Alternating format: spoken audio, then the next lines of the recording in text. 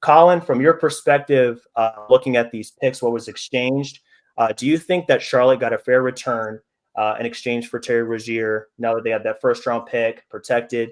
Did you want to see them get it maybe later? Do you think the protection was good? What are your thoughts about this part of the deal? Yeah, I think it's fair. I mean, I think it's what kind of the market would dictate here. I mean, he's a B player, a scorer, and made a starter, but a fringe starter probably. He's a good scorer, but he's not anyone who's going to warrant anything more than that. I think he might be a little overpaid for his production. So when you're trading someone like that, I think that one first round pick is probably the most that you're going to get. He has term, which is good, so that adds a little bit more value, you would think, even though he might be a little bit overpaid. Obviously, as the salary cap goes up, the contract looks better and better. But yeah, I think that the first round pick pretty much on both sides, I don't think Miami overpaid by sending out one protected pick, and I don't think Charlotte really gave in too much or conceded in accepting one protected first round pick. I think I think it's really set at the market, and hearing the media and other industry people, I think everyone kind of agrees that that's kind of it. I don't think it's bad for either side. So next, we can go ahead and look at the cap sheets here, just to kind of look at the money involved. And before I get to that, I do want to point out that Kyle Lowry is on a $29.7 million expiring contract, so that provides a lot of value for Charlotte being expiring. He can still be traded prior to February 8th, so I want to point that out as well, the trade deadline. And they exchanged that for Terry Rozier's $23.2 million this season. So they're taking on more salary, but that's Charlotte's goal right now. They want to take on more salary in exchange for assets like Miami's first round pick in 27 or 28. That's their whole focus. So as you can see on the cap sheet here, Kyle Lowry at it's 29 million here, and he ups their salary, but that's not a bad deal to them. It's kind of like what the Thunder did when they traded Paul George, and then they were just in salary accumulation mode. Yeah. It's a similar plan to what they did here. And then also want to point out that if Kyle Lowry is bought out by Charlotte, which I guess they don't have any immediate plans, but it's possible, then he cannot sign with teams over the first or second apron. So It kind of restricts his market in as far as where he can go on that front. So I have the numbers here. Does anything else stand out to you about the money exchanged in this deal, just looking at it from a salary perspective? Yeah, so on the Charlotte side, just a couple of points. Of course, it increases their team salary now, a few $1 million, but obviously it clears Rozier's contract off the books for next year and the next couple of years. That's the important piece. So now they're going to have roughly $60 million in salary cap space next year. So they have a lot to work with, and whether that means making a big move in free agency in the offseason, I don't know who would be out there, who would want to sign with Charlotte at this time, as they're clearly not contenders yet.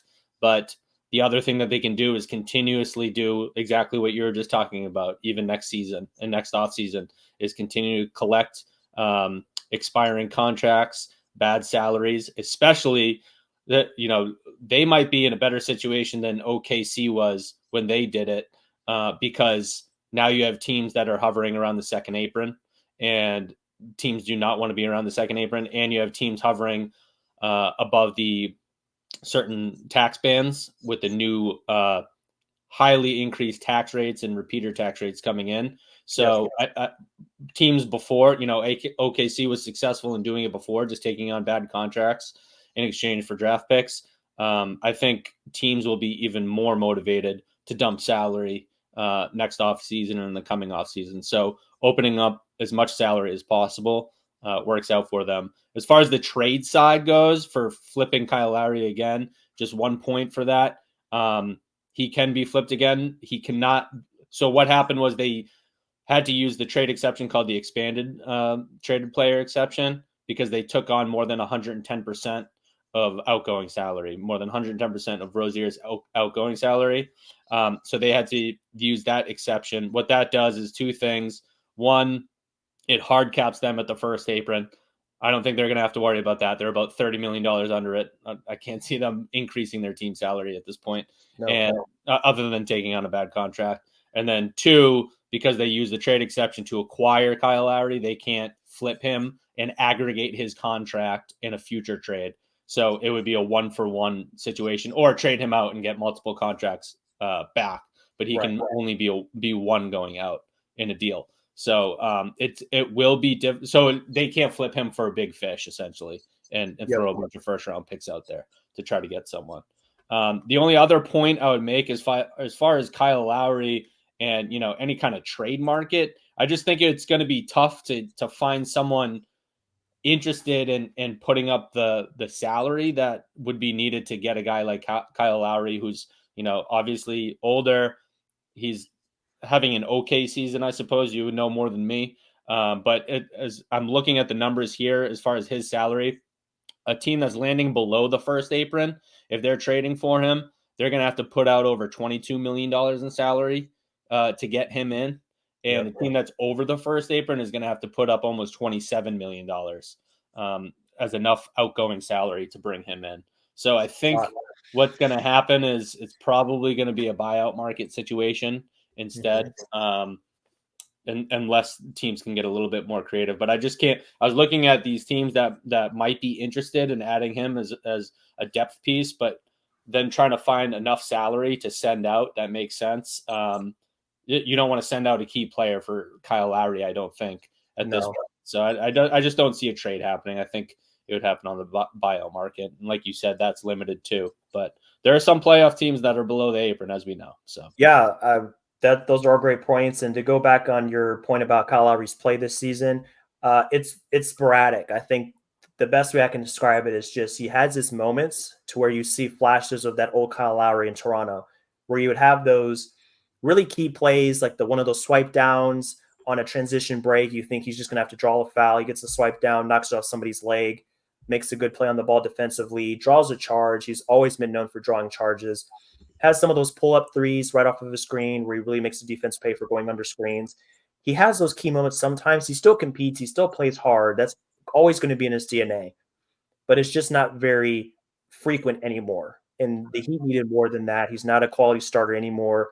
As you can see, he's played 17 years in the league in his late 30s. He's just not that same type of player.